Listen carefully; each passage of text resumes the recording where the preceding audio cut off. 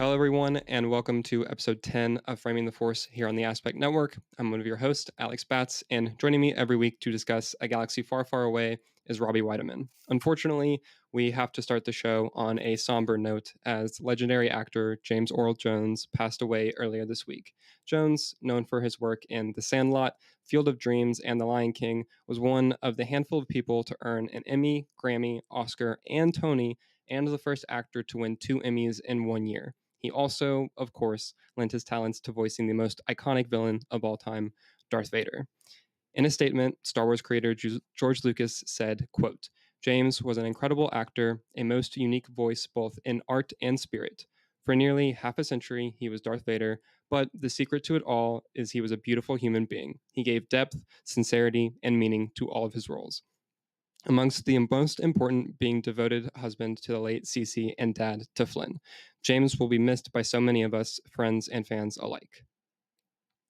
We would like to dedicate this segment, Thank the Maker, where we dive into some of the creatives behind the Star Wars universe and show our appreciation for their efforts and work, to James Earl Jones. Alex, how will you remember James Earl Jones' stamp on not only Star Wars but cinema itself? Yeah, I mean, it's just a wild thing. In the intro, I talk about it, but like the just breadth of work that he had and the impact in the various roles that he had. Um, just seeing the wave of reactions that people just are posts immediately and all of the Mhm. words that everyone had to say. It's just you immediately see the level of impact that he had on people, and that's something really like profound. And I mean, it's hard not to immediately just think about how iconic he is as Vader. Like we spent an entire episode last week talking about Darth Vader, and a huge part of that character is James Earl Jones. Like he is Mhm. Darth Vader. Um, and so, yeah, I think that's definitely like the biggest thing for me that'll always be there. It's wild that I forget that he was in The Lion King. Yeah. Like he's so Oh, wow. he, he just like becomes that so much that like you don't, at least for me, like I don't really think about the person in that role, right? Like Mhm. it's just that character. And that's a testament to just how great he was as a performer and a talent and um yeah, just his ability. But it's a very sad thing, very sad day. I saw the news and was just immediately like, oh man, that's Devastated. yeah, Yeah. so rough to see. Um, but yeah, his work, I mean, it speaks for itself. And yeah, there's a reason that like everyone, I don't know, like he's a gigantic. As much as we talked about the character design and stuff last part as like being one of the key components to making Darth Vader work, like James Earl Jones is right there with that. Like of the reasons that Darth Vader works, he's an enormous factor. Mhm. Um, so yeah, that's a big loss for everyone.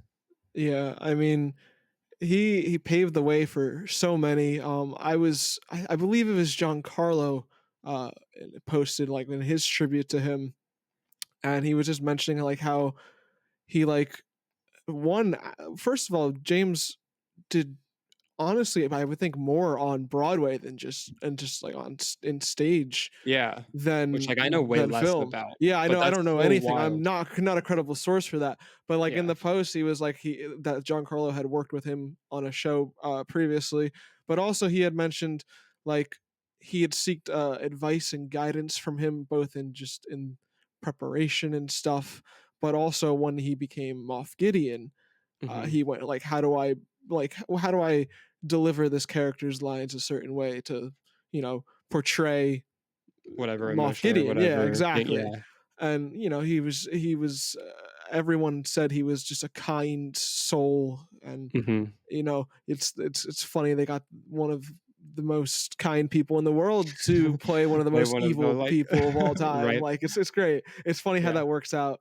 But no, it was devastating. I saw that news and I was like, you can't be like I immediately told my coworker, I told my boss, I texted my friends in my group in like a group chat, and they're not huge Star Wars fans, but they know I am, and they're like, "How you taking it?" I'm like, "This is the second Not worst great. behind Carrie Fisher. Like, this is Yeah. bad. I'm not okay right now." And yeah, I wanted to go home and listen to the Imperial March on my record player, but I did not. I still have Hmm. to do that on Yeah. for a good hour straight. But that's yeah. You have that on record. That's so I nice. have I'm jealous. Empire on record, and I have a John Williams concert. So That's awesome. Yeah. But A little bit anyway, I don't even have my record player set up currently, so I'm jealous of the fact that I don't even play the records I have. but yeah, Um, I gotta spin those for him. But it's just a loss. Like I can't even put words, man. It's yeah, I'm still not over it, and I don't think I will be for a long time. And it's just really sad, you know. yeah, He touched on everyone's lives, not even just lives though, but most people's childhoods, whether it was Star Wars or The Lion King or yeah. Sandlot, like whatever. Those are such big touchstones. Like, I Yeah, I remember watching those as a kid and and rewatching them, and he's it's touched on someone's life, like, in some way, most likely as a kid, and yeah. that's incredible. So, it's just a huge loss. Yeah, it really is. I think it's also a big like, he's done it happened in a way where so many people who won't even realize it or really know or, like, understand that, like, that impact is still there. Like, even if they Mhm. don't necessarily know it's him, they'll see this, right? Because it's the type of news or as you were talking about, like everyone just immediately like text or call like all the people they know. They're like, "Oh my god, did you see this?" Right? Mhm. And if someone doesn't immediately know the name, you're like, "Oh, it's the voice of Darth Vader or like You're like, Mufasa or "Oh." whatever," and everyone's like, Yeah, "Oh my god, that was him!" Right? yeah. And so it's that kind of impact and just that kind of person. But yeah, as you said, just a massive loss. Um, James Earl Jones was 93 years old. We'll be right back. Hey, Aspect listener, I'm Kate. And I'm Alex, enjoying this show here on the Aspect Network. Then check out Bending the Narrative. We're your one-stop shop for all things Avatar: The Last Airbender. Each week, we break down an episode from the series and discuss our favorite moments, with a particular focus on the characters and narrative threads that tie the series together. In addition to discussing the original series, we're also tackling things from The Legend of Korra to the novels and the comics as well. Now, join us as we travel into the world of Team Avatar and discuss one of the greatest animated series of all time on Bending the Narrative here on the Aspect Network. Now, back to the show.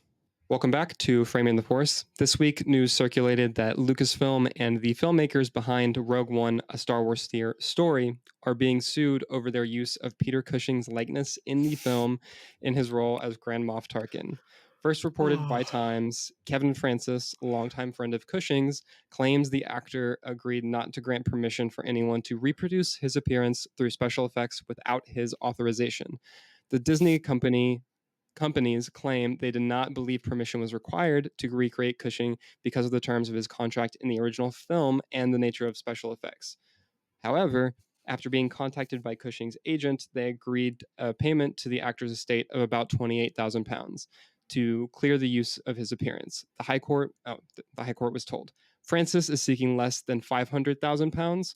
Robbie, this is a wild story. So, what do you think about this news? And more generally, how do you feel about the use of special effects and CGI to resurrect deceased actors? so I thought it was There's a really lot funny there. when I There's a saw lot. There's it. a Like, lot. yeah, it's a lot of just like I have so many questions. Hmm. Like, this is 8 years after the film Yeah. was released. Not even like we're and probably like 10 years since it's been in production or something. Like, you know. Hmm. I mean, the Cushing family okayed it. I think they got like a fee for it or something, or a Yeah, I was saying that donation they to got his. like Yeah.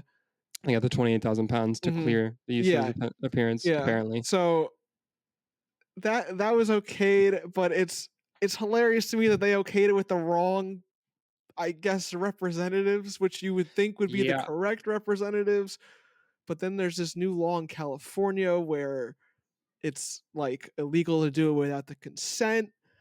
Which now I also like because I that was my first thought, right? Because a lot of people have said immediately what you did, where it's like, okay, well, this came out a while ago. Why is this now happening? Yeah. And my first thought is that I've seen. I was trying to find it earlier, but I couldn't. But I remember seeing stuff about a bill being passed in California regarding AI and the use of that to like resurrect deceased actors, and I was like, oh, well, maybe that has something to do with the timing of it. But now, also reading this, the fact that it's in pounds is what I'm reading. I am now assuming that that probably doesn't have anything to do with it. So I don't know.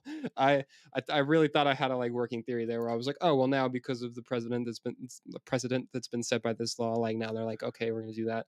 But which also isn't even how But our also, system works I mean, most of the time. they're suing for pounds, and Hmm. filming of Rogue One took place majority in England. Nope. I mean, I'm sure there was stuff in. I don't. I'm not good with filming locations. Please don't quote me. I know they do a lot of stuff in the UK, Hmm, they do, and yeah. I'm sure. But like a lot of post production, or all of post production, is obviously in California, Hmm. which is where it gets interesting because that's where you recreate Peter Cushing is in California. So, but they're suing for pounds. So is it like a British court? I have no idea, dude. How What does is that going work? on? I also you mentioned it possibly being the wrong representative that they got it cleared from. Because that's the other thing that people immediately point. They're like, Like, how do you not come out it's and not his say that? estate, it's his friend. And so it's Yeah. like, was his friend like in Cushing's will? Did it have mention that his friend would be the executor of decisions like that? If Yeah, not, what like grounds does the friend have?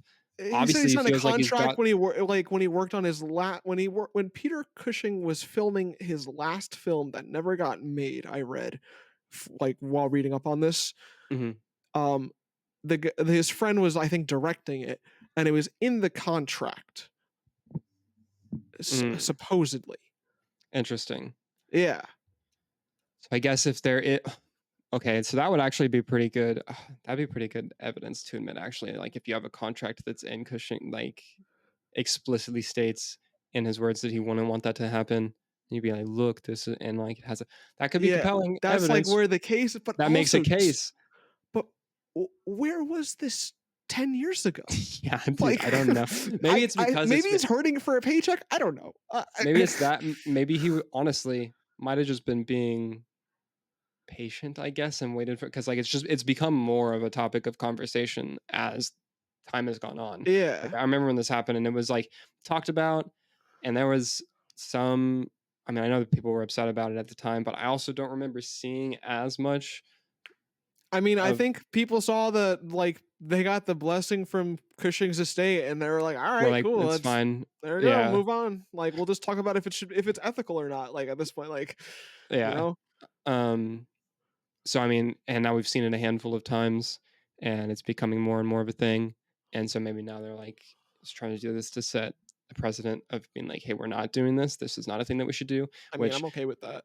I guess is a good segue into like the fact that yeah, I think that we should stop doing this. I Yeah, don't care if you get the approval from the estate or not. You or from can't get Mark Hamill himself, I don't care. like you can't get the approval from the person, right? Well, I mean, if you ask them beforehand, I suppose you can't like you can, but it's also still just It's like, just, it's hey, I dude, don't know, cast new just people, yeah, right? exactly. Like give new people opportunities. Like we don't need movies to be the same 50 people You don't need to reboot something. Just forever. recast someone. Like, Yeah, no, like it's just not a good, even ethical stuff aside, which in most cases, thus far, you're not able to ask the people about it because it's people mhm. that died way before they thought that this would be a thing that's Yeah, happening, you like right? I can think of like off the top of my head, Mark Hamill and Harrison Ford being de-aged, but like Yeah, that's like or and like wasn't Will Smith in a whole movie like de-aging himself? yeah, But other than that, like example. if they're I don't know, but yeah, like it's just stop doing AI. Just Yeah, it's just uh, it's not great. I think it sets a bad. You're setting a bad trend by being like, oh yeah, we're just gonna use the it's also same just a terrible work ethic. Like you don't have characters like you're and not putting any same heart and soul into it. yeah, and It's same actors into it. Like, yeah, I think there's two. Yeah, you're hitting on. I think what's good. Two big things of it. Where one, just from a work thing, like using the AI to do that is just like, okay, well, we don't need one. It's a waste of resources and time when you could just cast someone new and have them in like have a new character or someone get a new opportunity if it's reprising a role in that way. Um, but yeah, it's also we just don't need the same like 10 or 15 characters to be in everything for all of time. Like it's fine. We can let things go. And if you aren't a franchise thing, like we've seen with Star Wars or a couple of other examples where you are going back into a time where there's characters around, but you don't, the person isn't, just recast. Like it still is utterly. insane to me that they cast a young Luke Skywalker to be the body double for him in The Mandalorian, Guy and looks perfect. he looks perfect. He looks exactly like Luke Skywalker. He Like looks he, like young oh man, Mark oh Hamill, he's and so they like still they felt the found need. like the perfect guy, No, it's and insane. they're He's and like let's cover his it's face with with what looks really weird. yeah, Um, so yeah, I just think just in abysmal. general, it's a bad. We should not be doing this. We should stop doing it. Um, there's another movie that did it recently. I don't want to spoil stuff. I don't know.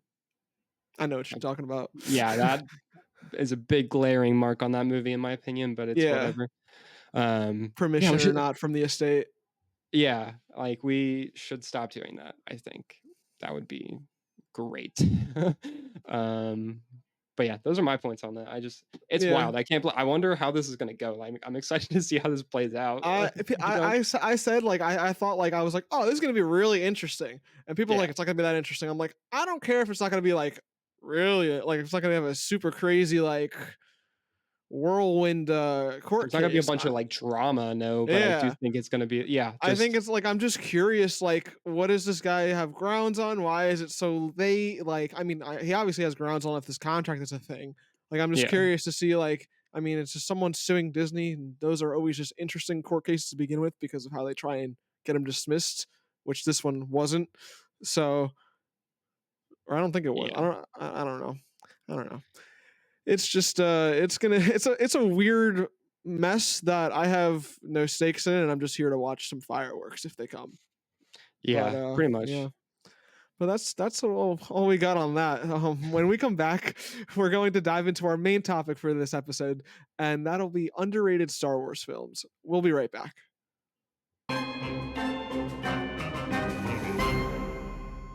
Welcome back to Framing the Force. Before the break, we discussed the news surrounding Peter Cushing and the new lawsuit in place as a result of his appearance in Rogue One. Now, we wanted to talk about some underrated Star Wars films, particularly Attack of the Clones, Solo, and The Last Jedi. Alex, let's start with Attack of the Clones. What are some underrated elements from this film? Um, can't lie, this one's a bit rough because like I don't think because I was gonna say underrated elements, and I was gonna say my favorite parts of the movie, which I think my favorite parts of the movie are not Are universally liked? necessarily. Yeah, they're like the universally liked parts of the movie, right? I'm like, Mhm. oh, from the Battle of Geonosis on, or like from Obi-Wan and um, Django? Django. Yeah. Yeah, like having their fight like on rips. And pretty much everyone thinks that like yeah that fight scene is awesome, and then everything in Geonosis is great. Um, so yeah, I don't know about like the underrated things, but I will say I think that it gets way more flack than it should. Is why I would like kind of classify it as a bit underrated because like it's not the best movie ever for Mhm. sure. And I think the middle part we talked about this. I can't remember if it was last week or Yeah, it was last week with Vader. right. Yeah, because we talked about how they were going in Attack of the Clones. Yeah, and like the middle part of it is a bit patchy. It's a bit rough, but I Mhm. think on the whole, it's still a solid movie. Like it's enjoyable. It's got some really cool. I think the aesthetic of it is great. Like I Mhm. love seeing the planets that we do, and they're presented well. Like all of I mean, the designs in Star Wars are just always good, and I think that they really like the sequence at the start between Anakin and Obi-Wan, Zam. and like yeah, like Yeah. that whole sequence through Coruscant is fantastic. I The think score again, is I think crazy. There's a yeah, guitar in that score. It's crazy. It's nuts. it's Like there's like a wild. little yeah. It's Um, it's good. So, and I again, like I think that everyone pretty much is like, oh yeah, that scene's great. Um, but I think that I would say it's underrated in the sense that it does do a lot that's really well done. Like it's very solid.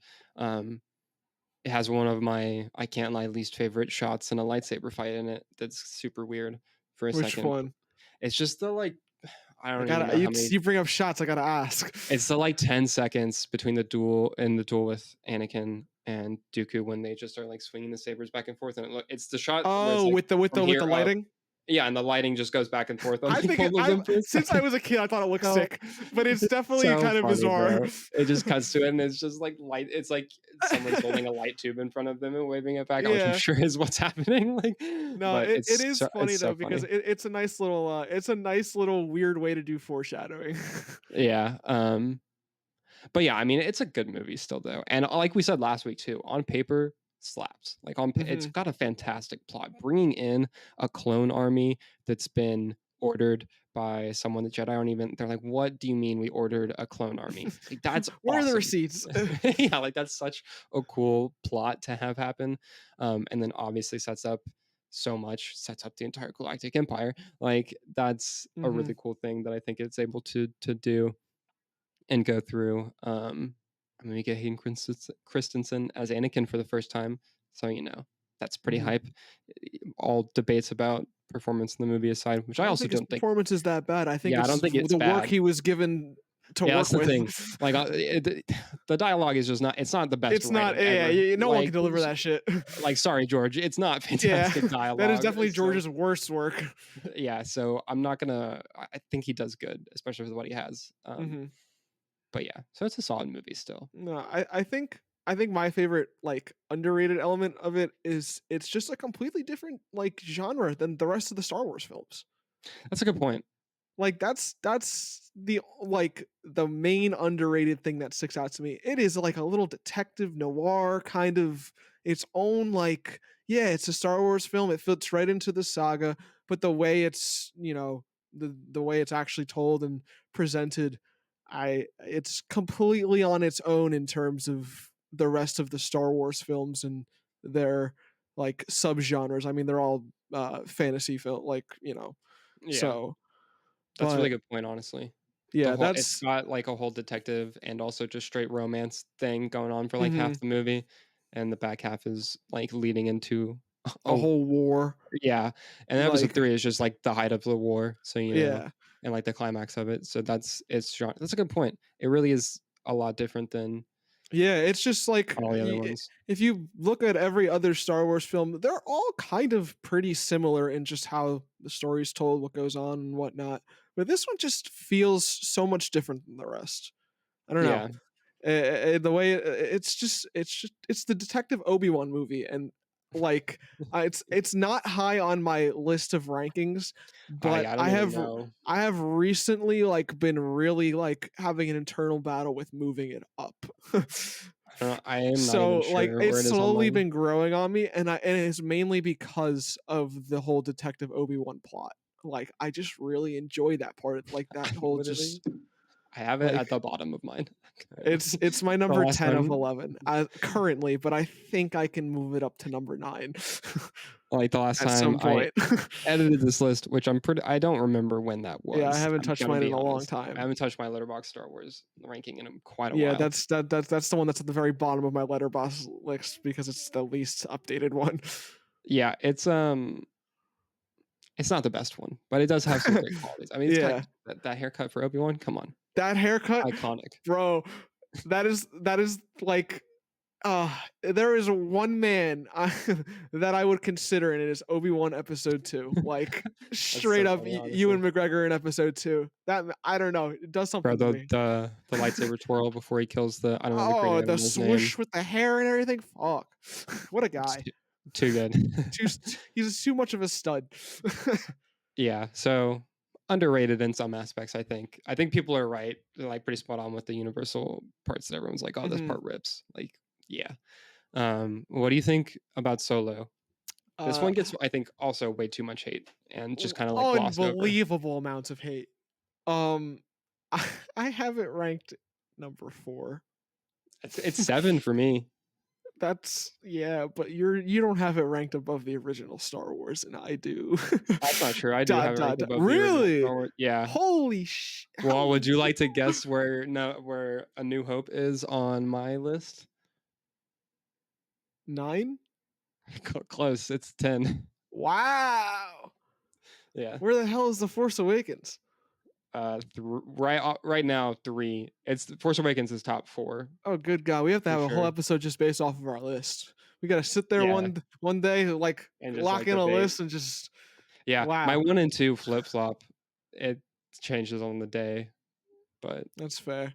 yeah. But Interesting. Anyway, list aside, back to the main topic Solo at to hand here. Solo, yeah. Solo. I love that film. But what I love about it, and I said that this is like my immediate reaction upon leaving the theater, and like this is also just like I still hold it true to this day. I think it's a perfect popcorn flick. Like Oh, 100%. like turn your brain off, like adventure, and but like not only is it like a really good one, it's it's just a really good one. Like I don't know what to tell you. Like I have so much fun with that movie. Like I Yeah, don't have to like worry about like it's on its own. It's a movie about Han Solo, and it doesn't. I mean, yeah, it ties to things a little bit, but it's very much a standalone. And I don't yeah. have to worry about anything else. I don't have to worry about really lore crazily. Yeah, we got his backstory on how he got the last name. Kind of dumb. Whatever. So Um, it's such a, like, whatever thing. such a That's cop out. Like I don't like that's the I one don't thing I care hate anyways about 'cause I that don't really movie. care Like it's not about that big of a deal, but like if I I don't had to care about hate Han, one but thing, it'd probably be that. And not getting a sequel, make Solo 2 happen. Hashtag use it. Let's go. um, but um yeah, no, I love it. I went to I went to it on opening night, but I went to it on like a special fan like early Yeah. screening How they do preview. those, They the did fan events. yeah, they had like it was like it showed at like 6:45 compared to the universal like 7 o'clock showing on the Thursday night. So I Yeah. was done 15 minutes before everybody else I went to see in the theaters. Woohoo! But that meant I didn't get mall spoiled for me, and I shit my pants in the theater, bro. Oh, yeah, I bet. I bet that was absolutely wild, Yeah, honestly. so that's why I want a second one because I love Crimson Dawn, Mhm. because of that movie, and so many people do love just that whole crime syndicate. Like Kira's awesome, Amelia Clark absolutely kills it.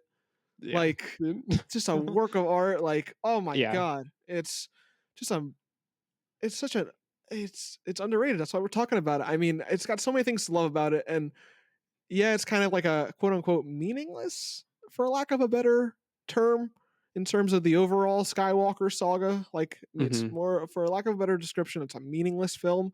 But I think like it doesn't deserve being looked down upon because it doesn't really have a place in the story. Um, I mean, shit, I love that film. Yeah, I think I also really like that film. I put it at 7. It's a strong 7 for me though, because like I just really love the first 6 movies that I have there anyways. That's fair. I Um, mean, something's got to be on the bottom. right? Uh, but it's a miracle to me, 1, that that movie is Yeah, as good as it is given its production history. It is straight up unbelievable that it's not I wanted to mention just that. I forgot about it, and I'm glad you're talking about it. Please yeah, continue. it's just like the fact that the movie was almost completely done and they were like, "JK, we're gonna reshoot 90% of it Nope. with a different director." Um, it's unreal that it's an even like coherent film to begin Yeah, with, let alone then a as fun as it good is. slash Yeah. great film. And I think you hit on a good point on the fact that it is like just a super solid great movie Yeah, to it's sit down just and watch and have a good time with. And it's okay if a movie is that. Like, is it the most amazing thing that I've ever seen? No. Is no, it a perfect film? No. But like, I have a really good time every time I watch it. I'm not yeah. always itching to rewatch it. I'm not like, oh, I really need to watch Solo right now. But anytime I see it or I see clips from it or whatever, I'm like, oh, or if I'm going to make gifts, I'm like, oh, this is really good. Like, I like this movie a lot. Um, Also, it's equally impressive to me that I like this movie. Um, because I was so adamantly against this movie being made. I do not really like Han Solo. A big part of that is that I don't really care about Harrison Ford that much. Which I'm is just why not you've a big. never seen Indiana Jones. I've seen the first one, Oh, okay. um, Okay. That's good. but I'm just not a fan. And so I'm like, why are we getting a Han Solo movie when we can get literally anything else? Yeah, Um, that's so I was like, totally a so fair perspective to have. I was like, why is this happening? I'm so not here for this. Yeah, and then I saw it and I was like, damn, that was a pretty good movie. Like, all Like right, shit. I'll give you that one. Like, and yeah, I mean, I love like you mentioned Kira, my absolute favorite, one of my favorite Star Wars characters. She's so great. Amelia Clark, amazing. Put her in everything, and so like that's a huge highlight for me. I mean, just the cast all around is great. Like you get Donald Glover as Lando. Come on, it's Yeah, fantastic. wait, Are you hold on a kidding minute. me? I didn't even Like, wait, are hold you on. kidding me? It's I just saw absolutely that man in perfect. concert the other day. Like, hold on. I love That's hype. Mr. That's really cool. Gambino. Like it's holy. Yeah, no, that was a fantastic casting. Sorry, I just got a little excited there. Keep Yeah, you're like, going. oh yeah. No, I mean he's great. Paul Bettany is amazing as a Mhm. villain. His design's super cool. His knives, blades, whatever, they're awesome. Like just the whole, there are so many things in that movie that work. Which again, it should not work. It should not. I don't know how they did it, but they did. I like Alden's Han more than Harrison's Han. It's the only time in the movies that I've actually cared about Han as a character. I Again, a don't know if large I part could of that. I don't know if I can agree with that, but I can totally respect it because I fucking love Alden. Like, Oh, he's so good. he He's just so does good, so good. and It he takes you gives. a little bit to get used to him, but, like, like, you can He's just so tell in the great. movie where he just there's that moment, like, he just finds his footing and he sells you. It takes you a little just bit of adjustment just coming from Harrison Ford for your Yeah, whole life, but once you get adjusted, like, "Oh, no, he's Han." It's great.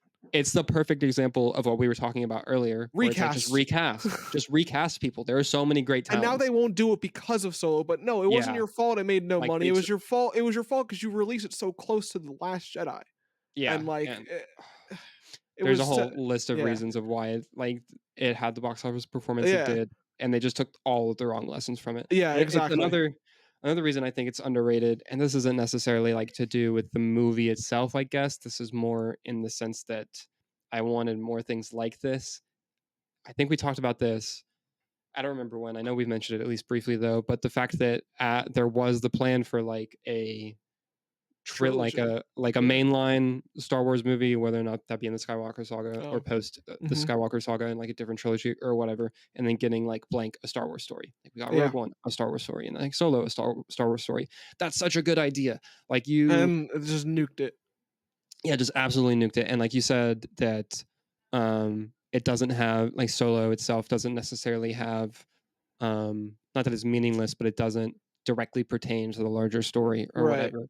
But like that's fine. That's It okay. That makes you can that just have a brings in bigger story. audiences Yeah. You can just or have a story that's by itself and a good story. like That's totally okay. some people, myself included, don't always want to have to throw on like if I want to get a full story, I don't want to watch 3 movies. Let me watch Yeah. one, you Mhm. know?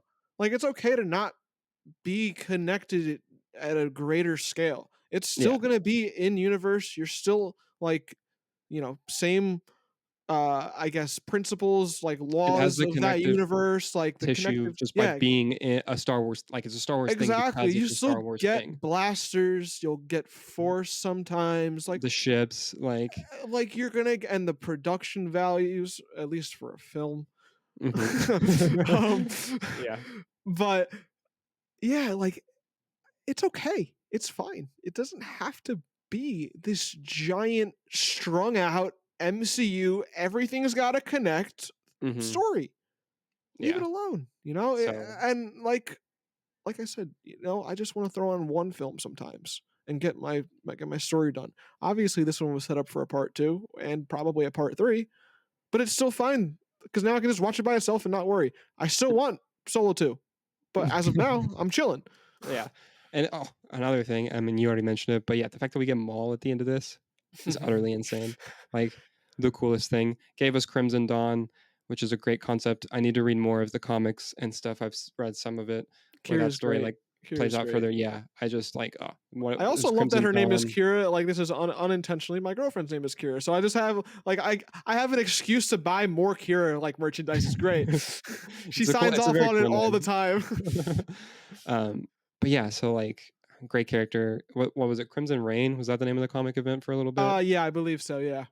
Yeah, I need to read that. But yeah, like it gave us that stuff. There's a lot of really cool stuff in Solo, and it definitely gets overhated just for one being A like Han box Solo office. project that Yeah. people didn't ask for. That's not Harrison Ford, and like I even was in that camp before it came out. Mm-hmm. But I think that you just have to judge it on its terms, and like on its terms, it's a solid movie. It's Yeah. good. like, um, Just shut out everything for a second. Like review it like it's like you're watching any other film. Just for itself. Don't worry about. I mean, you should look at all of them that way. yeah, And there you more or less can, but this one is like the exception in the sense that like it is straight up on its own. yeah, it's great. Hmm. But so the last one that we want to talk about today is this. I said a minute ago that my 1 and 2 flip flop between This it's is either your Rogue, chance. yeah, it's either Rogue One or The Last Jedi, depending on the day. The last time I updated this list, it was Rogue One, so that's interesting. But yeah, my my favorite Star Wars movie is The Last Jedi. Talk Um, nice to me, Alex. This is your chance, man. that's which I absolutely adore. I actually though I'm gonna let you start because you said that you had notes. You said that you did have a list I of do things that have you some liked. notes. I'm really curious to know the things that you liked about it I first, and mean, then I'll go on my absolute so I tirade. first have to say, like, it's definitely last on my list, but I love Jesus Ryan Christ! Johnson. Oh my Yeah, God! Last on your list? yeah, I didn't yeah. realize I actually had something Listen, that I had to Mr. do Star right Wars now. at number 10. I'm telling you, we need a list episode. Where's But Star Wars for you? Is it number one? huh? No. No, it's 5. What the? Okay. All right. Yeah, Anyways, other episode. It's last on my list, but something has to be last. I don't think it's a that's bad fair. film per se. I don't think it's a bad film. God, I the love fact that Ryan one's Johnson. about you put Return. I know how you feel about Return of the Jedi, dude. You put Return of the Jedi about. I'm sorry, that's a separate episode. It's fine. It's fine. We'll talk That's about it. actually a hilarious response, but yes. God. All right. um, but no, I love Ryan Johnson. I think he's excellent, and I think what I love about him is he don't take anyone's shit. He'll do his own Mm-hmm. thing, and it's a blessing and a curse, and I think you get two ends of the spectrum with it depending on what you watch of his, at least in my personal experience. And the best analogy I could give for what end of the spectrum you would give is by comparing his two Breaking Bad episodes, and Mm, that is The Fly and Ozymandias. mm. I think The Fly is the worst Breaking Bad episode. Great episode, still the worst one. I think Ozymandias is the best one, Yeah. and they're both by him. Yeah. So I think like sometimes his creativity sends him to the moon. I mean, I think it does all the time, but sometimes he lands and sometimes he just misses for me. That's fair. And it's very cliche. Everyone says they like the production values of this film, and I think it is the film of all Star Wars films. It's got the best production values, hands freaking down. Yeah. Like no question in my mind. But as a film, I love it. But like in Star Wars, like compared to all the other Star Wars films and their stories, it is not my favorite. But Understandable, I suppose. I will refrain from my full rebuttal for now. I like I just like the underrated things in it are like the little like just little things like for me like the tie silencer. Oh, I dude, think so good. that's busted. So sick. What a So sick, bro. like a way to take the tie interceptor and put it on steroids. Yeah, dude, it's so good. Like it's just little things like The that. dreadnought design, also Yes, crazy. that's a unit. Crazy. The cannons of the I under. think I think the holdo maneuver, whilst kind of silly, is Mhm. really cool. I don't Oh, top care. tier moment. I don't care what anyone I think says, it's a bro. bit It's silly, so good. but I think like I will put aside the logics for it and everything, as I do with a lot of Star Wars things, Bro, if the movie because of tells you how that it's much a I one in a enjoy million it. thing, Yeah, that's the exactly. rule that the movie has established. You got to play by its like. I'm so Like like people I'll are like, take it. oh, Like why does this thing happen it's the way it cool does? enough Because for the me. Like movie fucking said it did. you Okay, know, like like Stanley said it best. No one's gonna be better than the other person. It's whoever I decide to make win at the end of the day. yeah, 100%. So, like, Because it's all made up. That's why. Like, why does the lightsaber stop? exactly. Like, blade stop where it does? Because that's where we decided that it stops. Like, Yep. that's it. There's no I logic to it. exactly. Oh man, I had another point and it left my head. Oh, here it is. It's back. I love how Ryan Johnson literally I feel like he makes himself in this movie. Like he puts himself into this movie in a commentary perspective through Snoke. Mm, Specifically in that first scene Kylo is talking to him. I I don't know if this is true or not. I really think it's him and what a lot of the fan base thought about Kylo after episode 7 speaking their minds towards JJ's character decisions for Kylo. I don't know if this is Really? a thing or just me theorizing or whatnot. If it is a thing, I think it's underrated as shit and gets overlooked. But just Snoke ragging on Kylo for being a wannabe Vader and take off that ridiculous mask. Personally, I like to think that's Ryan Johnson actually speaking to J.J. Abrams, because then we know J.J. Abrams goes and undoes Ryan Johnson's thing. So I feel like there's definitely some Oh. kind of like, See, I don't think that there's any like I don't know. It's just so weird. Like direct.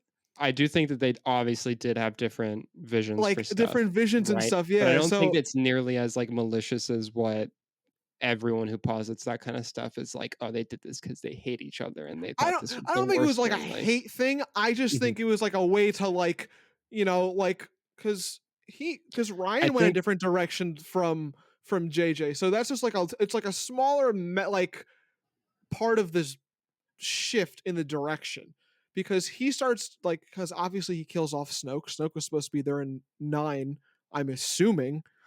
But like, so like all the little changes, and I don't like how they're done per se or the decisions that are made, but I like specifically that scene and how it is kind of like it tells the story of the direction of the movie on a in a very subtle way.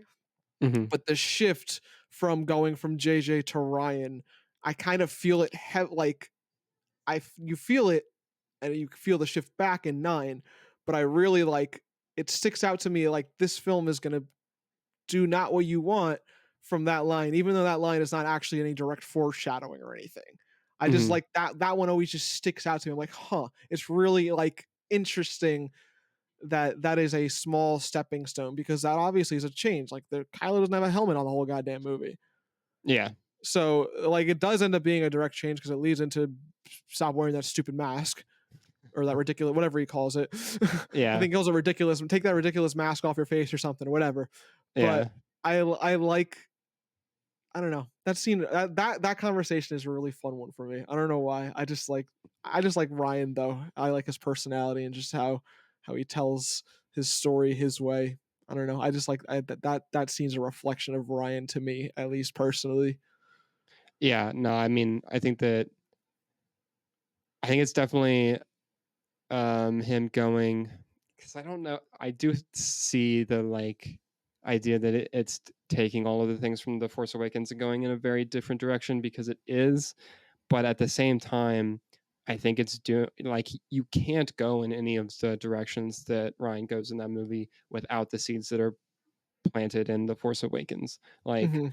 And that's it's my thoughts on still, the Rise of Skywalker too. yeah, like you can't, the whole, it's hilarious to me. I'll go ahead and start out with this topic first. The Luke Skywalker of it all, like the fact that people get so mad, and specifically at the Last Jedi and like Ryan Johnson for making Luke Skywalker this recluse who like left and is not there to support the Republic, and then now this resistance.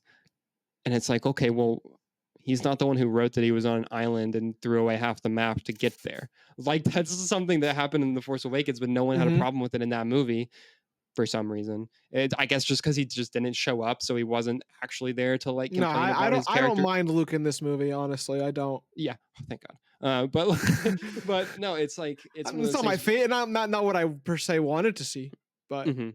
I'm I okay with just think it. it's so interesting. I guess the fact that since we couldn't get actual, like, not that we couldn't get characterization for him, because like there is characterization by way of him not being there in The Force Awakens, but I guess since there's not that like direct contact type of Mhm. level of characterization, that people just didn't have a problem with it then for some reason. I guess that's just like a different thing. I But can it's like, also see just not being, you're getting your Star Wars sequel trilogy and you're getting Mark Hamill in one movie. I can totally see that being someone's gripe, yeah. but I and like I get the complaints, I guess, about Luke's characterization, but also, you know what? No, I don't. I don't.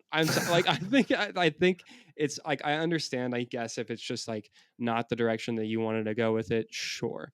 But at the same time, you're not the one writing the Star Wars movie. Like, I'm really glad it's you actually brought up Luke, because one of my favorite underrated things about the film is the interpretation of the night that would happen with Kylo. yeah, Well, I one, I think think it's great that you get two perspectives of it because that's how mhm, events are. There's more than yeah, one perspective of it. I think that's fantastic. I think it's just so interesting. And like I get that not everyone likes the idea of like seeing your heroes fall or fail or falter or whatever. I get that but that's that's what not. makes them getting back on their feet so much Yeah, dude, better. exactly. Like that's why okay, why Batman's so good, not because he beats everyone the first time, but because he gets his ass kicked and then still comes back and finds a way to beat someone, right? I That's the mean, whole thing. what is Alfred's Alfred has the quote, and I can't think of it off the top of my head. Batman Begins. It's why do we Yeah, fall so we can learn to, and which is yeah, actually from his Thomas the first time, but it's yeah, why do we fall so we can learn to pick ourselves up? Like that's the whole thing. so It's good. and it's such. I have goosebumps now. The camera won't pick it up because it's too far, but like that's the whole thing with like your heroes, right? They're your heroes and they're Mhm. this level because they're able to like fail and keep going. That's what That's Luke why I don't does in mind it. the I original yeah. trilogy. He fails and then keeps going. That's what makes it a good story. Like that's the whole thing. And Dude, he so like sucked in 5. Like, he failed yeah, real hard. that's the whole point of it. And so I think that it's one, it just makes good drama, right? Like it's just not good story and drama if your hero can just be a video game character and walk all over everyone all the time, which is what some Mhm. people wanted to see from Luke in a sequel trilogy. They're like, oh, I wanted just the most overpowered thing of all time and to see him mow everyone down and like swinging the sword around. And like, yeah, on a like turn your brain off, like cool action scene to watch, that's fine. But it's not dramatically compelling at all to me, I don't think. And it's also just not If I wanna watch like, One Punch Man, I'm gonna go watch One Punch Man. yeah, like I don't know. I if that's the thing that you want, sure. For me, that's not it. And I think that it's way more compelling to do something interesting. And I at the same time, I understand that, and that's something this movie as a whole, something that I think is applicable to the whole movie, is the fact that by doing something like that, like taking character in this direction, it's not going to please everybody. And I think that's a good thing. I think you should make stories that are not going to please everyone because like I think it's more important to get a story that a lot of people love Invokes passionately conversation, you know? and a lot of people hate passionately than a story that everyone's like, yeah, it was fine or like thinks it was like good Mediocre, over just, like whatever. just like whatever and like Yeah, as a people pleaser type thing solid. like I don't like there's not that there's not a place for those Mhm. like we all love our good like popcorn movies and movies that are fine or whatever. Solo we were just talking about I Yeah, think is a solid exactly. example. Like I think that it's not something that does anything like the most compelling thing I've ever seen in my life, right? Or like a super Yeah, unique or interesting and direction, it's not, but I just have a really but it's soft spot good. for it, Yeah, and yeah. like and that's not a fault against it. It's just not the Yeah, type of thing that it is, right? it's Um, not gonna land for r everyone. yeah, exactly. Or yeah, you mean yeah, solo's not going to be like the craziest thing. Um, but yeah, and so I think that I don't know. I think doing that is worth it. I think like having that artistic vision and being like, no, this is what I see for it. I know there's tons of quotes about it, and Mark Hamill talked about it a lot too, about him straight up being like, this is not how I envision Luke being. And Ryan being like, okay, well, like this is how I want to tell the story. And then Mark being like, okay, and like giving the best performance he does in the entire saga, by the Yeah, way, in this absolutely. movie. He's It's yeah. fantastic. Like it's incredible stuff. And doing that and then also being able to give really interesting commentary and interesting perspective on the Jedi Order, what the Jedi mean, doing some Mhm. interesting things with that. We talked about more exploration of the different elements of them and like looking at the Jedi from different facets that like the acolyte starts to pick up on some of these things too and like just looking at the purpose of the order and like how that um, is and all of the things there, I think is really interesting stuff. And like using Luke as an exploration for that is good stuff. It's just so fascinating to me. Um, I think the biggest problem Star Wars runs into, and this is not Star Wars' fault. This is mhm, definitely a fandom issue. yeah. These people, like Luke in this film, gets what I want to call the Boba Fett treatment, in the sense that these people Oh, okay. I know where you're going. these people they have their toys and their sandbox, And they've constructed exactly like what, what this character is. yeah. And anything against But that these is people are the horrible. same people, and that is a totally fine thing. I did that. Everyone does that. You're a kid, that's your thing. Like, it's supposed Hmm. to happen. That's natural. But these people are not the ones making films. Yeah. They are not, that is not their career path. They're not storytellers as much as they Hmm. want to tell themselves they are. And it's okay if you want to learn and develop that skill and everything. Yeah. But just, straight up just explosions and action on your scene for 120 minutes straight. Is not a compelling movie. Like Yeah, it's like, just not. I mean, unless you're John Wick, but they know how to write a movie. Yeah, but then those also still like one of the best parts of those is like actually the story. Like even Yeah. if it's like even if Like the plot wise it's action will super simple, carry like you they through that movie, but yeah, like the reason this action is going on is you care compelling. about all the other stuff. Yeah. But Um like people don't understand that. You're not playing with a toy right now. This is an mhm, actual story you're trying to tell. There needs to be like some kind of conflict. The hero needs to get some kind of issue. Like they gotta grow. They only like do their big act once they have gone through these steps to overcome what was stopping them from being able to do that big hero act. That's the right. whole point. And Yeah. people overlook that in this film for sure. Like I said, is it the interpretation of Luke Skywalker I wanted? Not necessarily. But also, I'm okay with it. I think it's fine. I think it's done well. I would have liked to see more lightsaber swinging. I would have liked to see him not be projected and actually clash lightsabers. I would have liked to see him in the next movie. Mhm. But for what we got, I think it worked, and I think it's totally ripped upon purely because people are still living in a sandbox. Yeah, I think it's one of the thing it's the idea like that these movies don't exist to give you as a fan what you want or think that you want exactly. Like that's not They're teaching you a lesson. what the point of them should be. And also because that's an impossible thing, right? Because everyone's what they want is going to be slightly different. Mhm, It's the thing of like if that person who thinks it's the worst thing ever were to tell their Star Wars movie, right? There are going to be people that are like, "Oh, well, I think this is the worst thing ever. My Star Wars movie would be X, Y, and Z." And it's like, your least "Okay." favorite And will like always be someone else's favorite. Like it's yeah, always and gonna it's like happen. what you just said a minute ago. I'm really glad you said it. Like the difference between them is that they're not the ones making the movie. Like you didn't take the steps to become a writer or a director or whatever to like go through the career path to get to this point to do that. Like do that. And that's not to say that like, oh, you can't critique things if you Everyone thinks don't. they're cinema sins. Right, and that's not to say that you like can't critique things and there's no place for criticism if you're not like going to be a filmmaker yourself. Like the only people that critique film should not be like also filmmakers. Mhm. I think you should know about the medium and things like that and like educate yourself I on being mean, like and the consumer is the one who is the reason these are made. yeah. But I in the think it's you should do it with the understanding that like not everything is made for you, and like as a Mhm, fan of something like not everything's going to click, and that's fine, like that's okay. um but yeah, I think this movie gets a lot of flack for that, like because of that mindset that people have about it. But it does so much good stuff. It like another thing I think that it carries through a lot, and this happens with Luke and kind of the perception that Ray has of Luke, and then that kind of being shattered. It's like that's a huge theme in Star Wars is the like the generation before you messed everything up, and like even if they thought they fixed it, like they didn't, and like things are broken again, and now your generation has to pick up the pieces of like what your parents left behind for you, and like that's what the original trilogy is, right? Like that's how the prequels happen. That's the generation before, and it's them messing everything up. And now the generation after like has to pick up the pieces. And like mhm, if you go back far enough, like the reason this stuff gets bad in the prequels is because of like things that happened before that. And like it's just a mhm. consistent thing that like we see play out in Star Wars. And I think that this movie adds more to that. And explores that in a really interesting way, specifically through the Jedi, and even in a new way, and like makes new arguments about it. I also think, before I forget, you mentioned it earlier, but yeah, the production value is just unreal. Like this is the best looking Star Wars movie. A No big doubt in my reason, mind.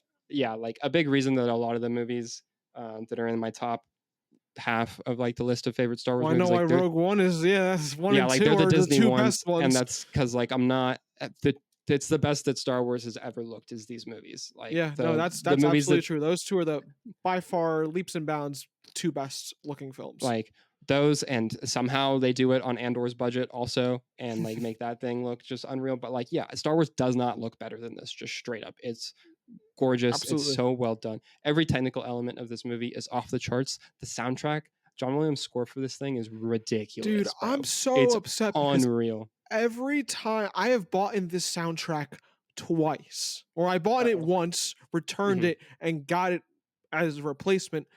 Both times I've bought in the record, they've been scratched. Apparently, That's The so Last Jedi had a really bad production run, that's so unfortunate. and I'm a completionist, and I want that record, and Mhm. I don't know how I'm gonna I've been thinking about it recently a lot because it's always on sale because they overproduced it, but they're all like I think they're all Not great. yeah. So Damn. I think I'm gonna roll the dice with Amazon again and try and get it because it is a fantastic Oh, soundtrack. it's incredible. But Like, yeah, yeah, it just looks so good, sounds so good, all the technical stuff hmm off the charts. Um, it also I do have one more underrated thing okay, for sure because this is actually I think this if I said anything was my most underrated thing recently, scratch that. okay. this I'm glad I remember because I would have been pissed if I forgot about it. When I left the theaters, and I still think this to this day, it is from a literal standpoint the most sticking strictly to the words Star and Wars. It is the Oh, most representative of that. yeah, Like this one, like sure, I think the one that comes close is Empire Strikes Back in the sense that the Falcon's being chased for half the film. yeah, But that's not a war. That's just a little dog, like, just capture the Chase, yeah, flag little thing. But this one is literally you got a fleet chasing the other faction's fleet, like the opposite end of the war. Like I like for 90% of the damn film. yeah, I mean, which it's It is actually just it ironic is a that you conflict strictly in the stars for most of the film in these ships and these capital ships for these two sides of this war. yeah, And that is one like by far underrated, overrated, whatever. Probably my favorite just standalone little element. Like how I love the genre of Attack of the Clones. I love that this is literally just a Star Wars. And I am not like I don't like space stuff. Like I mean, really? I don't not like it, but like it's my least like it's the thing I least care about. That's so I'd interesting. rather see lightsabers and shit and whatnot. Yeah, But it just takes and like I love that about this film because it's like I haven't seen this before. This is mhm, different. Like most of the time is spent on a ship in space. yeah, It's also the first film and the only one that doesn't have a lightsaber fight. yes, It's like a really weird. lightsaber on lightsaber. That I don't like just because I'm like I like I just consistent. love it I because like I'm like, R2 oh, and 3PO appearing in every movie. I cheered for them when they popped up in Rogue One because I thought we weren't going to get them. So I like mhm, little shit like that. Like oh, like just from the original six, like this had this. Like oh, this is in every film. Like some kind of variation of this. That's why I don't like that. So whatever. But it is a unique thing. yeah. See, I like it for its uniqueness there. I think the throne room is seen as sick. I don't care what people say about the choreography. Shut up. I'll get to that. Shut up about the choreography. You're like, no, you can't. Did you see the other day? I don't. This is the only time I'm going to mention the Phantom Menace. That someone said Disney wishes they could choreograph Oh, this and it was a lightsaber video of fight, the and people it was a doing the video Duel of of the kids Fates. doing Duel of the Fates. These Yeah, no, people I know, have I no recognized it idea immediately because what I'm like, choreography is. Shut up about the critiques about it. It's a damn cool scene. I'm like, it is 11th on my list, and it's still fire. Shut up. yeah. Um, I got you, Alex. Don't worry. no, I agreed with all of that. I I also think you brought this up earlier. Um, I think you were referencing the line where it's like, "This is not going to go the way that you think." I Um, actually didn't say that, but oh, well, it's that line a is great line. awesome, and also just the entire thematic. Like that's the whole movie. Mhm. Like that Yes, is the yes. movie. Like it's in the trailer for a reason. That's the movie, and it's like that from the opening sequence too. Like you mentioned the space stuff, so I do have to talk about that opening space battle Your sequence. mom joke Is was the worst part, I yeah, gotta that's not say. great. I will say, like I do like the bit where he's I like like the having him bit, the on, stalling but bit they the threw in final the your punch, mom joke. yeah, like that one, that final joke. I'm like, oh, I could have done without that. Like Yeah. that's Give me his fine. Jar Jar joke or something at that point. Yeah, like all right, that one line is not the best. The bit overall good though. Yeah, solid. Um, but yeah, like that whole battle is fantastic, and also God, it's so good because you get the like him successfully taking out the cannons and the triumphant score when all the bombers show up, and then they all just get absolutely fucked. Like Yeah, they they get just ruined it's not good. in It point doesn't 2 go seconds. like Gone. you're getting the classic like, oh yeah, the heroes are doing it. This is gonna be sick. Like they're crushing the bad guys, and then just Get a ruins. little bit Like of it's just Empire Strikes Back in there. Like, oh shit. like you just get everything destroyed, which is great. It didn't go the way that you would classically like think that things are going to go for the heroes Hmm. there, which is awesome.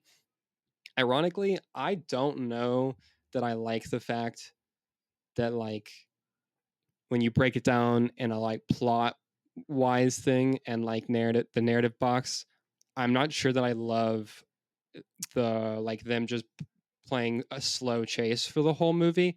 Like I think Hmm. it's a really interesting idea.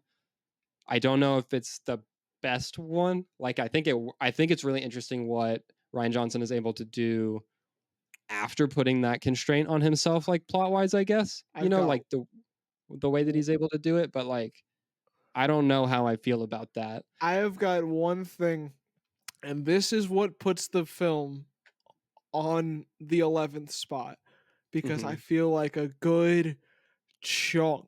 And I mean, like, when I say wasted, I full on feel every sense of the word wasted.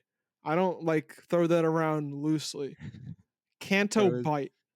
I knew you were gonna say that, dude. It's 12 minutes. It's like Uh, not even 12 minutes of screen time. I am so over people it being like, "This is such pisses a me waste." off No, though it's so that good. It's so good. It's such a great exploration though of I the like. love DJ. I love his explanation on the whole two side shit. It's so good. It's But so no, good. my okay. Maybe I'm using Canto Bite loosely. The whole not telling Poe the plan plot. I mean, like, That's my biggest gripe. see, those are like that's a little intricacy thing though that I'm like, But I whatever. feel like it just throws off like it gets rid of Poe. It makes Poe useless in the film. It makes Finn useless in the film. Well, no, like Poe's entire thing though is that he has to like learn that it's not all on him. Sure, So it but does play Finn into is that. useless. They did Finn, John I mean, so he's not. royally wrong. I hope he never comes back to Star Wars because of how he was treated. Like, Again, though, I would argue that started in the Force Awakens. no, it did. I'm not going to say that I'm the not Last Jedi arguing did that. him any favors. I will say No, that is yeah, one of the I like. think at I least don't think he's treated badly in the Last Jedi necessarily, but it didn't. He his wasn't the focus of character, that his movie. like his Finn, like yeah, no, you're right in that it was a Force Awakens thing for sure. But I mean, it's just like this is the third member of your trilogy, like of your trio for the Hmm. trilogy, and you couldn't give him anything to do. I think it's cut. That's like Yeah. my biggest gripe with the film is just Finn's handling. Like I say Cano Bite, and then I say the Poe messaging and thing, but I think all the root connected, like speaking it out loud, saying it is Hmm. just how Finn was handled, and it Yeah. really irks me to no end. I can see that. Yeah. I mean, I can't entirely disagree with that. I think that for me, because I love so much of like the majority of the film, and I also think that he's not. I think he's handled like badly there because I do like everything that happens with the sequences that he's in still. Hmm. Like I think that it's doing interesting stuff and um like John Boyega is still great. Rose Yeah, is he's great. excellent. Like I think that all the stuff that they do is still good, but I do agree that it is disappointing that he doesn't get more and isn't given more focus. I think it really comes down to it's crazy too because even saying this because it's the longest Star Wars movie, but there just wasn't enough Yeah. time. Like there was a couple maybe like one or two too many ideas that Ryan wanted to have in this movie that like you have to give somewhere, and the Hmm. part that like gives some is like the exploration of his character more. Um, which I do think is definitely unfortunate because like he deserves so much. Um, but yeah, I love Cano Bite. I'm so people are like, oh, this wastes so much time. It's like not. Hey, It's like don't 12 get me minutes, wrong. if I that. love a Casino Planet. Oh, Also, that's so dude, the cool. shot in the middle going over all. I can't remember the movie that it's like recreating that shot from, but like the camera going all over the tables for like 50 yards, Mm. dude, insane. I saw it. Someone was posting Is on it a Twitter Bond again. film? I know they have a Bond reference with the guy with the lapel. I think it might be a Bond film It actually. could be. I I can't don't. remember. Or it could be. No, I don't think it's anything Indiana Jones. Indiana But Jones someone did borrows it, from and like Bond. someone else was quoting it and was like, them doing a whatever insert film reference is like actually the most George Lucas thing that you could do. Assumedly, George Lucas Yeah. would liked that movie or whatever. I'm like, oh, yeah. See, The Last Jedi does so many things like that consistently. Um, No, I think like like I said, you have to have something on the bottom, and the reason why it's there for me is like the cream on the like the icing on the cake is Finn, but just like the lack of like my lightsaber fight, it takes mhm, place a majority in space. Like these are not like bad things. Like I wish I wish I got I don't want to see Luke Skywalker die in the movie nor Snoke die in the movie, but mhm, like these all little things that like build up is what brings mhm. it down for me. But like it's not a bad film. I don't like disagree with I mean, I disagree with killing off Snoke for sure. But Dude, other that's than one of the that, best parts. it's a great scene. I just wish it happened in the next movie. Oh, no, dude, Like that's the whole point, though. Okay, so we'll talk about it now because this is going to be one. Again, this is not going to go the way that you think. Is like continuously like right. hit on No, through the I and like understand. Doesn't mean I like it. no, that's fair, I guess. But like, it's so the fact that the throne room sequence is like bringing you back, like it's a like I it's said, the like Return of the Jedi thing, right? And it's like we've been here before, but it's done in a completely different way. And this is again, I think this goes back to your point at the top when we started talking about the Last Jedi, and the fact that you're gonna land on one camp or the other, as opposed to like you're either really gonna like this decision or you're gonna absolutely hate it. And it's the fact that like it's just subverting expectations or subverting things like classically, mhm, and like not everyone likes subversions or like right, even in specific contexts like sometimes I do like general like when stories are able to subvert stuff, but I don't think it works all the time, right? It's like case by case thing. But yeah, I love the fact that like you go back to the throne room and like get it, and you like have this feeling, and then it plays out in a completely new way. And also, okay, I guess I got to talk about Kylo and Ray kind of to like get into this main point. I still have so much to say. God, this movie's so good. But like one, the exploration of Ray and Kylo more like honed in on them. I think that it's doing such fascinating stuff with both of them. I think for Kylo, and this ties into your point earlier, actually, whenever you're talking about Snoke, mhm, kind of like articulating how a lot of people thought about Kylo and being like, "Oh, you're just a punk, basically, and like a poser, and like you're just so like broken about this, and you don't know what to do." I think that that's a really interesting direction to take with someone who's supposed to be your villain of the franchise. Like, obviously, Snoke plays the typical like bigger villain thing, but like, yeah, not subtly at all. Kylo Ren was supposed to be the Darth Vader stand-in, right? That we're introduced to. Like, it's not at even remotely like trying to hide that when we get the Force Awakens, right? right. And he's like 100% there to evoke that. And so I think that it's really interesting that as opposed to with Vader, where you have the most assured and most confident projection of villainy that you can get, even if we know now through a bunch of comics and novels and a bunch of other things that like he's He's a like little got some soft boy. cracks and stuff under the surface, right? But like but none of that ever shows, especially when you Mhm, first meet him, right? Like he is again just the perfect projection of like ultimate badass villain dude, right? And so I like the idea that you take that and say, okay, well, what if he's like a little emo sad boy actually, and like has no idea what he's doing, and like is eternally conflicted about this, and like is convincing himself that this is the worst, like what he needs to do, and like this is what he should be doing.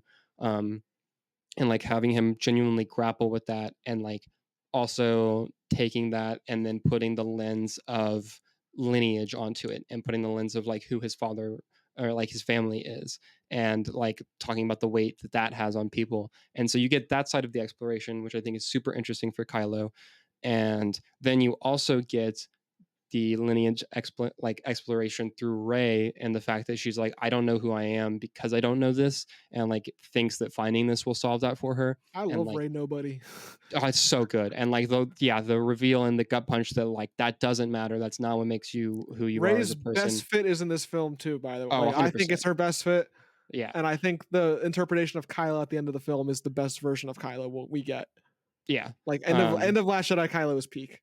so like just getting that from both of them, like I think that the Ray Nobody thing is so good for her arc and so good for Star Wars also. Like the idea that like no, it doesn't matter, like anybody can be the hero or the person, right? Like it's about finding you as yourself is so good and so strong. And so like what the film does with both of them individually, I think is incredible.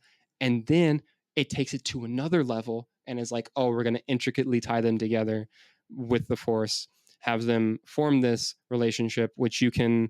I don't want to get into the Raylo of it all in this. We'll leave that for something Please else. I don't. have. I'm on both sides of it.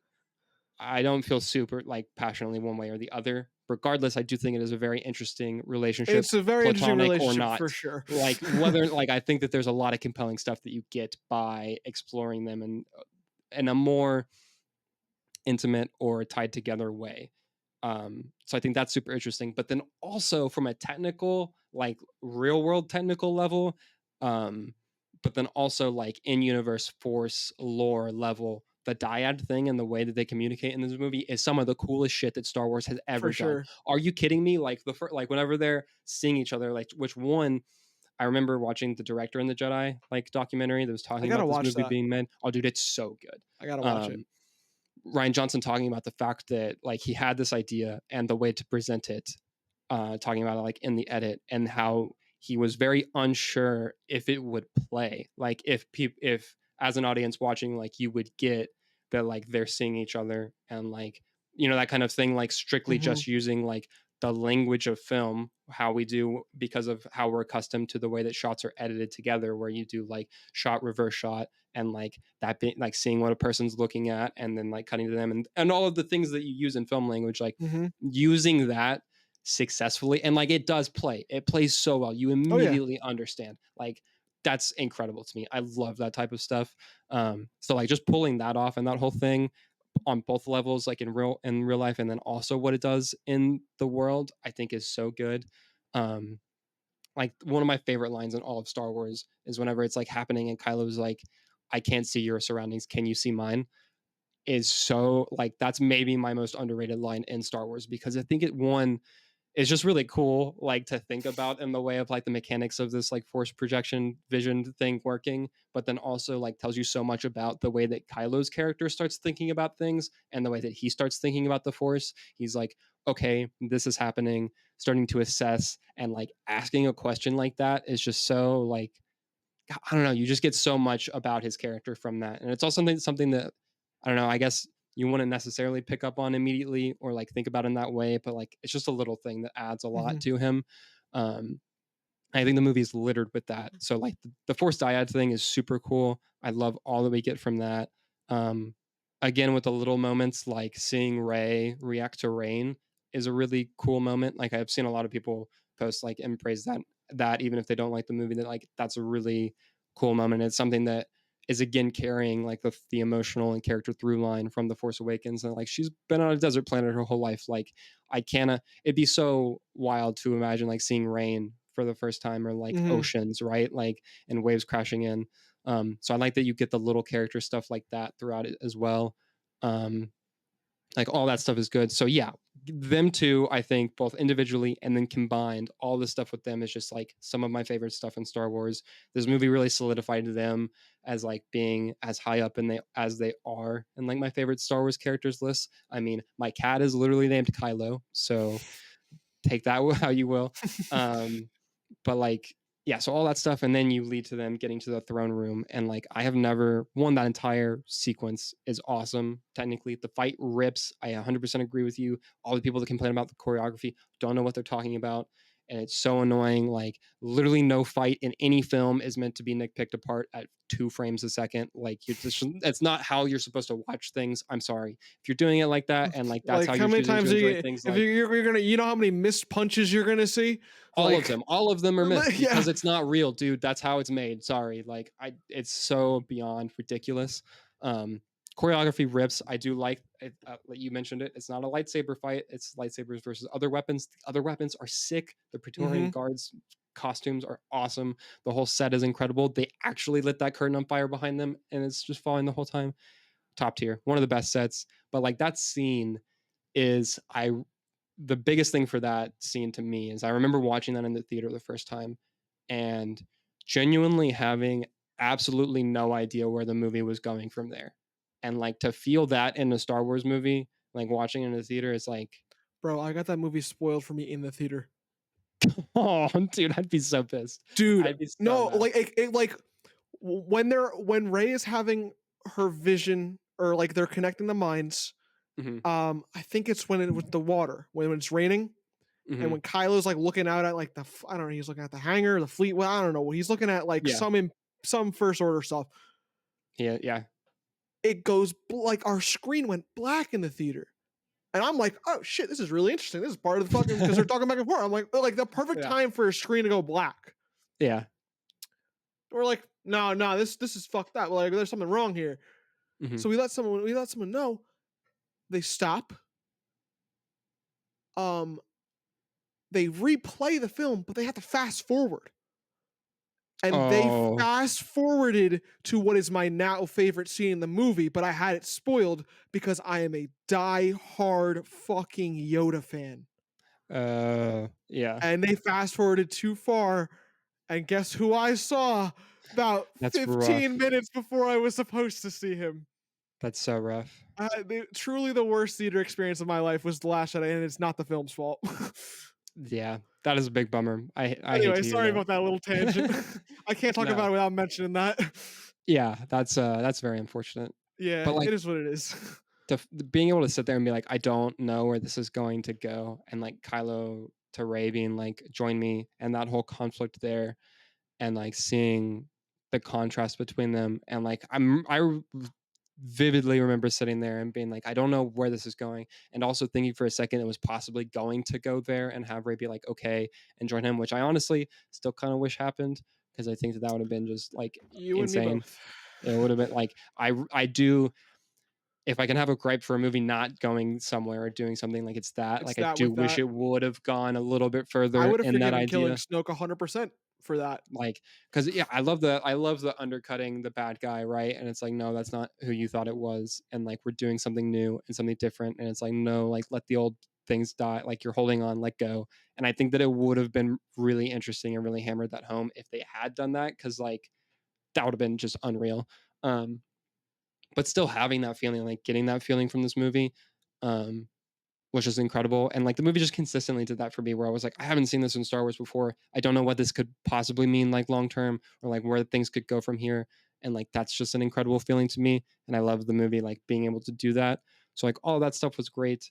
Yeah, the Yoda stuff, I think that's some of the best, like Yoda and Luke. It's the best Oh, he looks Yoda and Luke so good. interactions like that we get to me. I've talked Dude, about my it. favorite gif of all time, which I'm actually gonna need in some nice crisp quality, is Yoda laughing. Like when he's Okay. stomping his feet. Yeah, I can do That that. is my favorite gif of all time. Um, yeah, I mean, it's just like that's perfect stuff. I think I talked about Luke at length, but I think that really all of the Luke and Yoda and Jedi stuff in this movie is like pretty perfect. Um, all the stuff with Rey is so good there, and then yeah, like the ending of that throne room and like the culmination there, and then also like the Battle of Crate is just, we already talked and like we're like this is the best technical stuff we've seen, but like it just looks so good. It looks Mhm. amazing, and like getting that showdown between Luke and Kylo I think is awesome, and Luke also doing like the most, in my opinion, Luke Skywalker stuff of all time by like not No, he's a fighting. true ass Jedi at the end of that movie. Like I will say, I actually have that written down in my notes. Now that you mention it, I put Luke is peak is like I'm writing really quickly. I put Luke is peak Jedi purely defense. Like Yeah, that's what like I wrote in that's my a hun- notes. that, Like that, that that he is the distillation of what the Jedi are like supposed he to be in yeah. that moment, and it's amazing. Like it's the most, he's like, no, I'm not going to He fight goes you, through the and whole that's, film to get to do that, yeah. and he ultimately saves the galaxy because of it. Like Yeah, it's amazing. Like that's so. It's the most Luke Skywalker thing. It's how he saves the rebellion. The movie's even making commentary on it. He's like, "What did you think I was gonna like?" He says it early in the movie. He's like, yeah, "You think what I'm do you just think? gonna I'm just stand gonna down walk? Yeah, stare him down. and like with a Mhm. laser sword?" And it's like, oh, and then it gives you that, That's but exactly not what I do. actually. But it doesn't actually give you that, and like, Mhm. oh, that's so good. So like that's fantastic. Yeah, I mean, dude, there's just so much. Like, I love this movie so much. I love the final shot too of the kid with the broom and the lightsaber, being Oh, like, I love that. everyone Yep. can be like, it's just really hammers home like anyone could be the hero. Star Wars is for everyone. Like It's all Luke about hope. Skywalker becomes the like he is the like legend of Luke Skywalker by the end of the movie, right? That like Yep. people are like, oh, that's what I want, right? But it's showing a like different way to get there. It's just like there's too much. Carrie Fisher also in this movie is fantastic. Like I didn't even talk about all the Yes. Leia Oh. like stuff. All that is great. The Holdo maneuver you mentioned briefly, like loved that. The one of the best uses of sound in a film, Oh, the lack it's of right there, right? beautiful. But like it's incredible. Um yeah, I could go on and on and on about this movie. I've gone on for a decent amount This is now, so Alex's Phantom Menace rabbit hole. dude, it's honestly like it's No, one of my I favorite get it, movies. man, like I said, someone's least favorite is someone else's favorite, and we are right here I was in the exemplifying that. I was in the trenches, bro, on Twitter in 2017, Oh, I'm like sure having you were, and you BBS still and then kind of this. are, but I'm sure you were. This and then BVS coming out like back to back years and being like the most hated movies of all time that I absolutely adore was an event for me. So yeah, I had many an argument through that, but yeah, I'll stop my rambling there, I guess, for now, since it's been pretty extended. But I Either love way, this movie. it's a I think it's solid great. film. Like Yeah, we can agree on that, and it is underrated in some elements, if not more. It needs more credit sometimes, I think. I think it's But both underrated and overhated. I think is I think that's definitely fair. yeah. There's a few Star Wars films like that, but Mhm. that is definitely one of towards the top of the list. I think it gets way too much flack for Yeah, being I'm sure trying to there's be like different. 18 things that Sorry, I forgot to mention. sorry, The Last Jedi isn't a sandbox film, but either way, Yeah. is what it is. Um, Thank you everyone for tuning in to episode 10 of Framing the Force. Alex, where can people find you online? You can find me online at the Alex Batts. It's Batts, and then also at One with the GIF for all the Star Wars gifs. And you can find me online at Robby _Weidemann. That's Robby with a Y _ WEIDEMANN and at SW Shot by Shot. Please be sure to subscribe here to The Aspect on YouTube and any platform where podcasts are found. Follow us on X. Oh, I said X first this time. Wow. Oops. Nice. or Twitter. Please follow us on it. It doesn't matter, but we call it Twitter here. Sorry. Instagram and TikTok at The Aspect Co. Thank you to Peter Fraser for providing our series music, and thanks so much for listening. We'll see you in a galaxy far, far away. Hey, thank you for tuning in. If you enjoyed this show, then be sure to subscribe here to The Aspect so you never miss an episode. And check out some of our other shows and videos here on the Aspect Network. Thanks so much for listening, and we'll see you in a galaxy far, far away.